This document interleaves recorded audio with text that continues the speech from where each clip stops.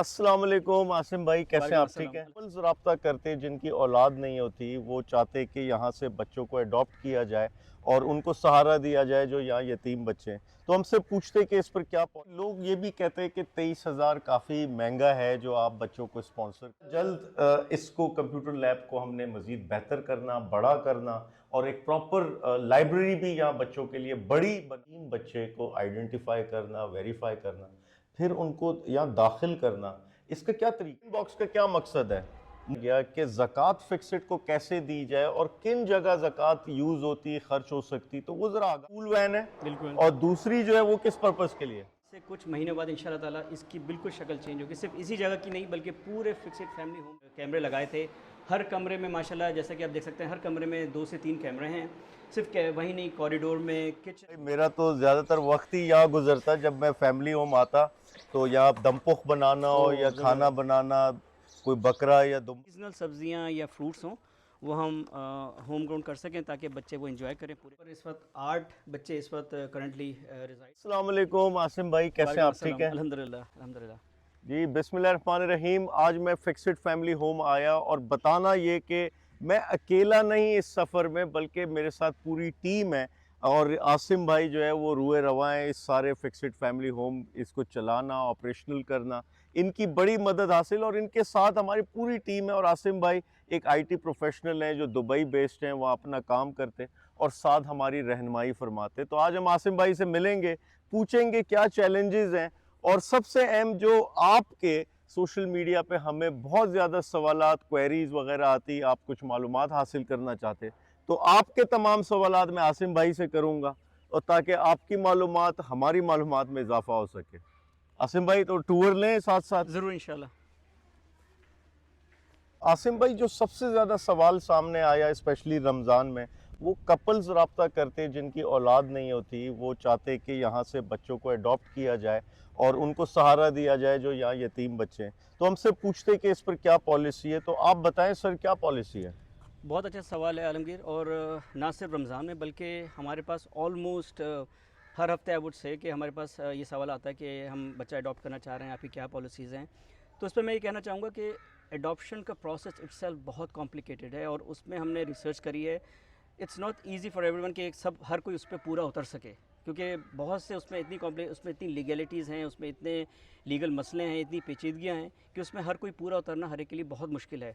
तो जहाँ तक एडॉप्शन का ताल्लुक़ है, हम एडॉप्शन तो फ़िलहाल अभी नहीं करते, मगर हाँ स्पॉन्सर लोग कर सकते हैं, जिसकी हमने हमेशा कहा है कि 23,000 पर मंथ पर बच्चा, जिसमें उसकी फ़ुल अकोमोडेशन, उसकी स्कूलिंग, उसका मेडिकल ख़र्चा, उसका रिहाइश, रहन सहन, सब कुछ उसमें शामिल है। आसिम भाई, लोग ये भी कहते हैं कि 23,000 काफ़ी महंगा है जो आप बच्चों को स्पॉन्सर कर रहे हैं, तो इसको ज़रा वजाहत करेंगे? देखिए, हमने जब फैमिली होम का आगाज़ किया था कोई 5-6 साल पहले, तो हमने 12,000 से शुरू किया था।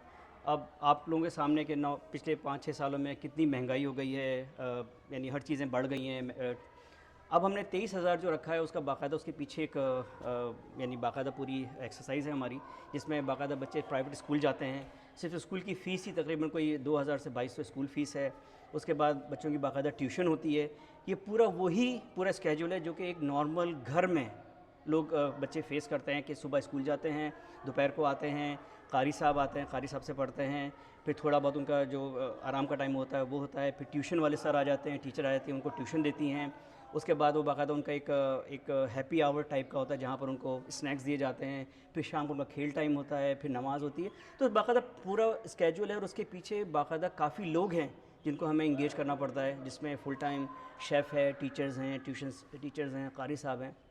तो इन सब को मिला के बाकायदा वो जो 23,000 का जो हमने एक नंबर लाए हैं, जिससे हम ये सब चीज़ें करने में हमें यानी हम कर सकते हैं। और ये भी है कि जितने बच्चे बढ़ते जाएंगे तो जो फिक्स कॉस्ट या एक्सपेंस है वो एग्जैक्टली। भी तकसीम होगी, एग्जैक्टली। तो वो भी थोड़ा सा कम होता कम होगा। जाएगा। हमारे फैमिली होम में यहाँ ये कंप्यूटर रूम है और आप देख सकते हैं कंप्यूटर के साथ यहाँ किताबें मौजूद। एक साहब डोनर सपोर्टर फैमिली होम के, इन्होंने खुद यहाँ इस्टेब्लिश किया, वो खुद यहाँ आते, बच्चों की कंप्यूटर क्लास करते, इनको पढ़ाते, सिखाते और इंशाल्लाह जल्द इसको कंप्यूटर लैब को हमने मज़ीद बेहतर करना, बड़ा करना और एक प्रॉपर लाइब्रेरी भी यहाँ बच्चों के लिए बड़ी बनानी, यतीम बच्चे को आइडेंटिफाई करना, वेरीफाई करना, फिर उनको यहाँ दाखिल करना, इसका क्या तरीक़ेकार है? बहुत अच्छा सवाल है आलमगीर। इसका ये है कि काफ़ी लोग हमसे सवाल करते हैं कि हमारे पास यतीम बच्चे हैं या हम जानते हैं किसी को, आपका क्या क्राइटेरिया है? तो सबसे पहली बात ये है कि हमारे पास बाकायदा एक टीम है जो कि एक वेरिफिकेशन प्रोसेस करती है पहले बच्चों का, क्योंकि हम इन चैलेंज से गुजर चुके हैं तो हम नहीं चाहते कि हमसे दोबारा गुजरें। तो बाकायदा वो टीम जाती है जहाँ पर भी बच्चा आइडेंटिफाई होता है, उसकी पहले बाकायदा बैकग्राउंड चेक होता है, उसकी वेरिफिकेशन होती है, वी मेक श्योर कि जो भी चीज़ें बताई गई हैं वो सब वैलिड हों।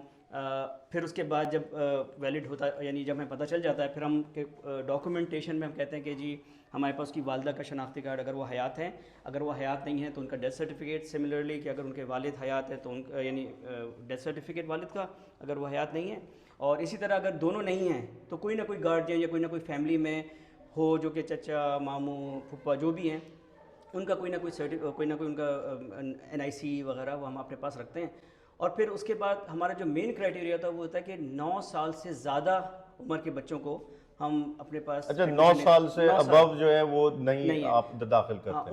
उसके पीछे भी एक लॉजिक ये है कि हमने शुरू में कोशिश करी कि हम यानी हमारे पास कोई वो ना हो, कोई रिस्ट्रिक्शन ना हो, मगर हमने ये देखा क्योंकि हम बच्चों को चाहते हैं कि बच्चे स्कूल जाएं, एक नॉर्मल माहौल में पले बढ़ें, तो वहाँ हमने देखा अगर हम बड़े बच्चों को लेकर जाते हैं, क्योंकि उनका बैकग्राउंड ऐसा होता है कि उन्होंने कुछ नहीं पढ़ा हुआ होता और बिल्कुल ज़ीरो से स्टार्ट होते हैं, तो अगर आप 10 साल के 11 साल के बच्चे को जाके KG में बिठा देंगे तो वो उसके लिए वहाँ एडजस्ट करना बहुत मुश्किल हो जाता है। तो वो चीज़ जो होती है, वो चैलेंज है, उसको ओवरकम करने के लिए हमने कहा कि 9 साल का बच्चा जो होता है उसके लिए हम ये करते हैं कि जब कोई भी बच्चा हमारे पास आता है तो सबसे पहले हम उसको यहाँ पर 2-3 महीने 4 महीने डिपेंड करता है, उसको हम यहाँ ग्रूम करते हैं, क्योंकि हमारे पास यहाँ पर फुल टाइम बाकायदा टीचर्स हैं जो कि उसको बिल्कुल ज़ीरो से स्टार्ट करते हैं ताकि उसको बेस बनाते हैं। उस बेस बनाने के बाद ये होता है कि 3 से 4 महीने वो जाके फिर हम उसको स्कूल टेस्ट दिलवाते हैं, तो एटलीस्ट KG से नहीं तो वो 2nd या 3rd क्लास से वो स्टार्ट कर सकता है अपना स्कूल। ओके आसिम भाई, कुछ सवालात शुरू करने से पहले ये पूछूंगा, कंप्लेन बॉक्स का क्या मकसद है? मुझे तो पता है लेकिन ज़रा लोगों को बता दें।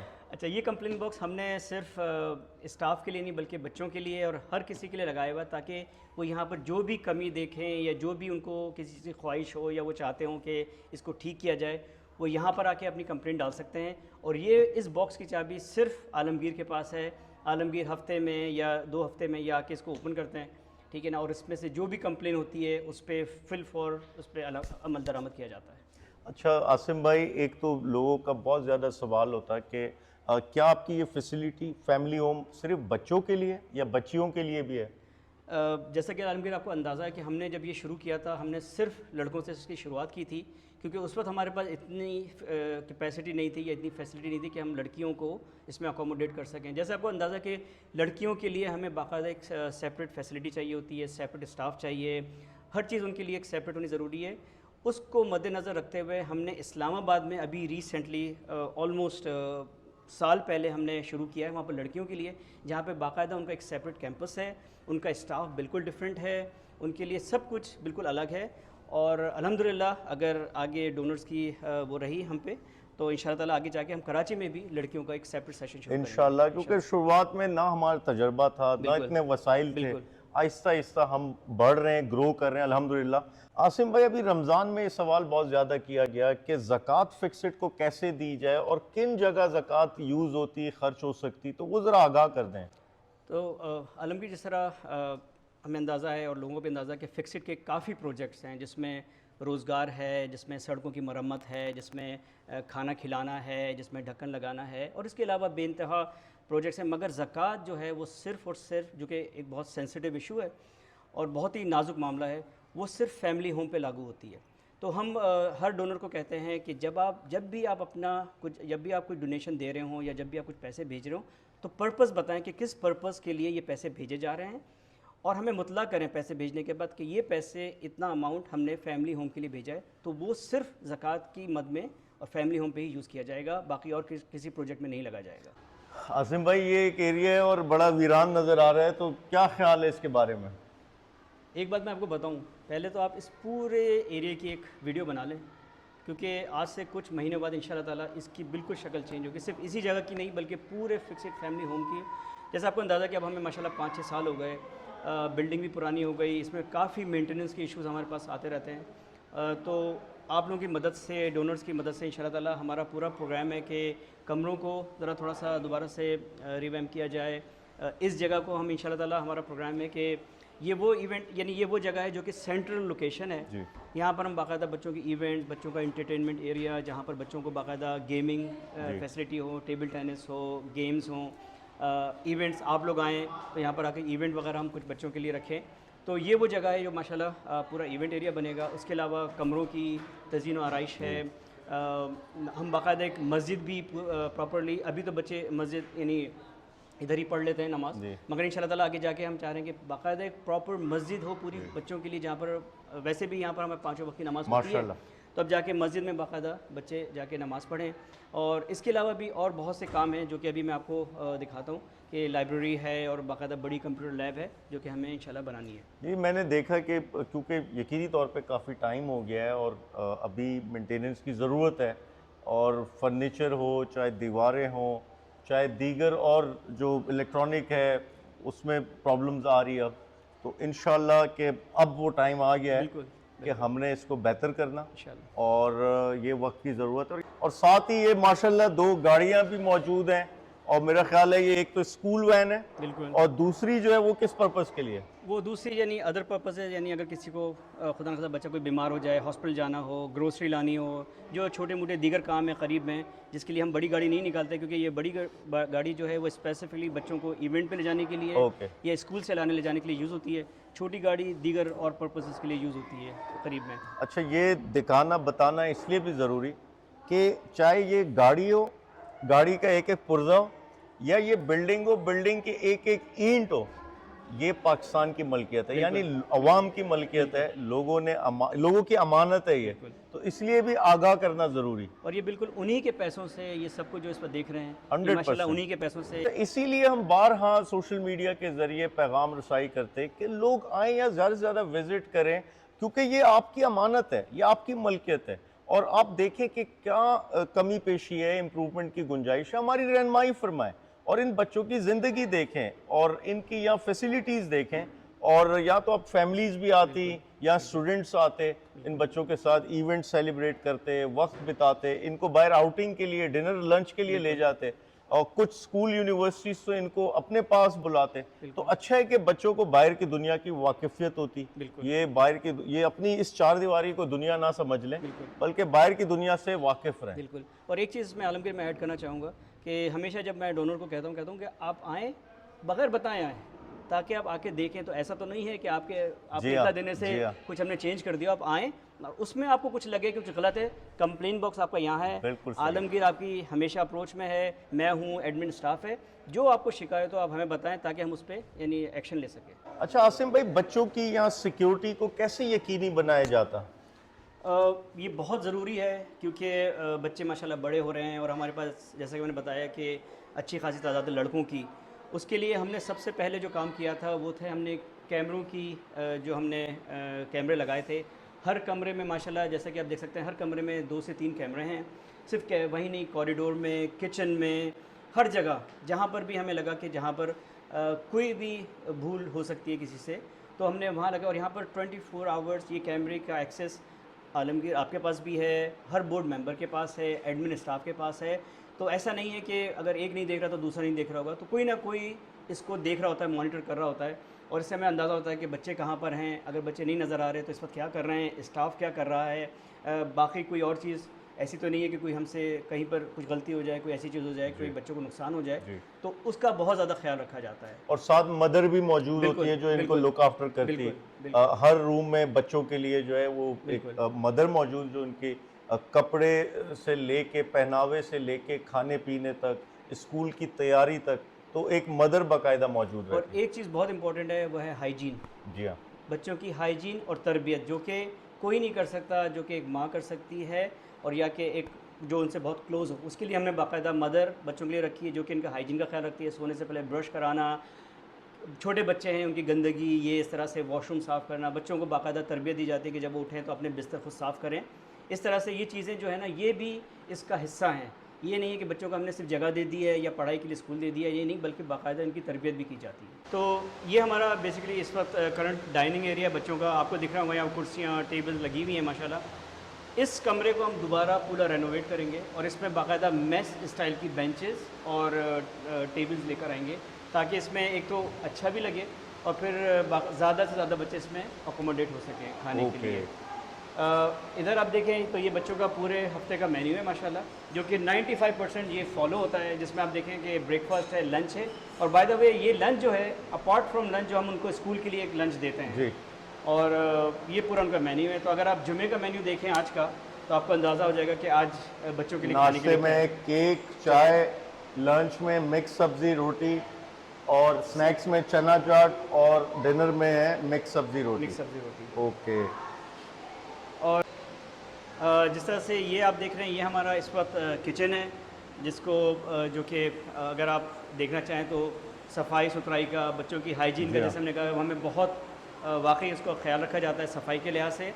ये किचन है। हम बच्चों का यहाँ फ़िल्टर प्लांट लगा हुआ है, क्योंकि यहाँ पर पानी का थोड़ा सा इशू है इस एरिया में। जी।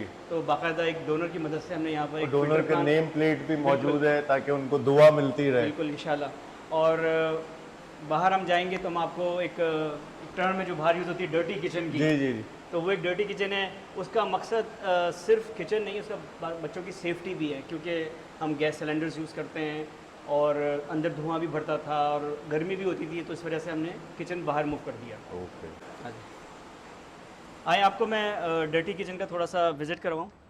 तो ये हमारा किचन है, जहाँ पर बाकायदा फुल टाइम तंदूर आपको दिखेगा।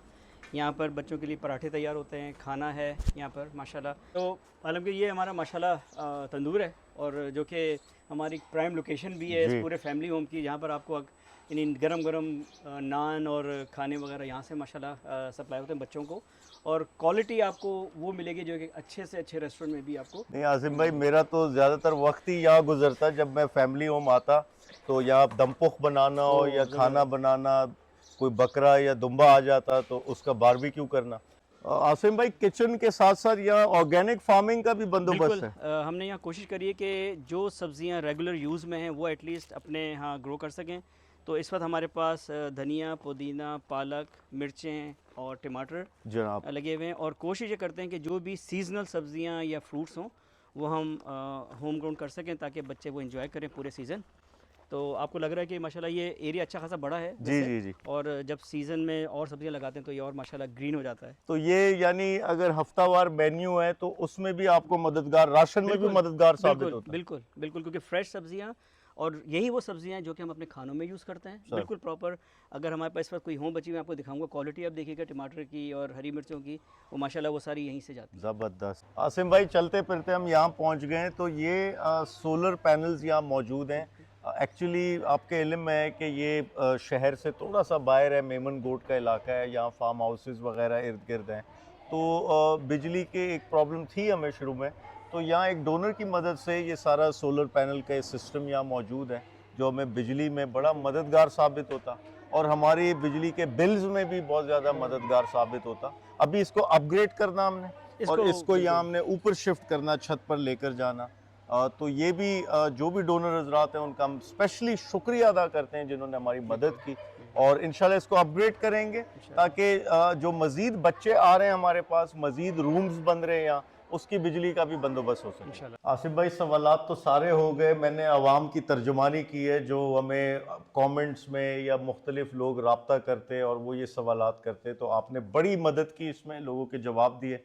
आखिर में सिर्फ ये सवाल कि अभी मज़ीद एक्सपेंशन के क्या प्लान्स हैं। अभी हम ये एक रूम में आए हैं, यहाँ मेरा ख्याल है कोई 8 बच्चों की एकोमोडेशन है एक रूम में, और मैं देख रहा हूँ गुंजाइश है मज़ीद। तो आपके आगे क्या प्लान्स हैं? तो जैसा आपने कहा, यहाँ पर इस वक्त 8 बच्चे इस वक्त करंटली रिज़ाइड हैं, और आप देखें उनकी अलमारियाँ हैं, सब कुछ उनकी प्रॉपर है। ये एक्स्ट्रा रूम है जहाँ पर अभी मज़ीद 6 बच्चे हम अकोमोडेट कर सकते हैं। इसकी अच्छी बात यह कि इस कमरे में ऑलरेडी एक अटैच वॉशरूम है, तो हमें कुछ ऐसा नहीं है कि हम अगर और बच्चे लाएं तो वो वॉशरूम वगैरह, क्योंकि इसके साथ अलहदा वॉशरूम है, इस कमरे के साथ अलहदा वॉशरूम है। तो 6 बच्चे एक रूम का आसिम भाई बता रहे हैं, ऐसे मजीद रूम्स बन भी रहे हैं और ऑलरेडी मौजूद हैं। बिल्कुल।